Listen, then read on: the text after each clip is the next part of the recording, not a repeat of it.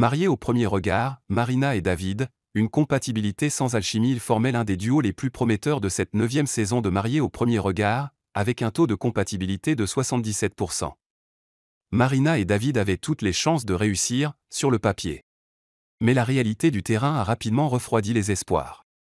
Lors du bilan de l'émission, bientôt diffusée sur M6, les deux participants sont revenus sur leur parcours et ont tenté d'analyser les raisons de leur échec.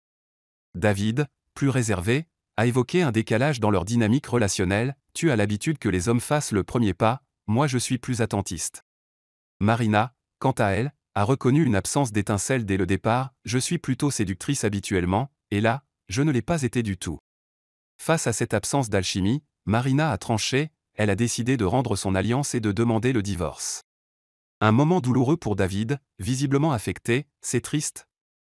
Ce n'est pas ce que je venais chercher ici. » Mais ce désaccord ne s'est pas arrêté à leur ressenti.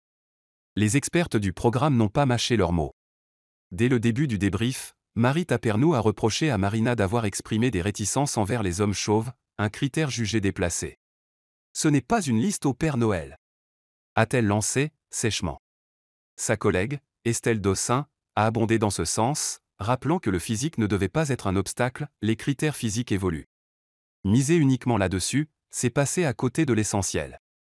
Elle a souligné le gâchis d'une telle compatibilité écartée pour des raisons aussi superficielles. Marina a fini par reconnaître qu'elle n'avait jamais vraiment laissé sa chance à David, évoquant même une forme d'halopophobie. Une prise de conscience tardive, qui n'aura pas suffi à sauver leur union. Même l'intervention de la mère de Marina, qui croyait en leur couple, n'a pas pu inverser le cours des choses.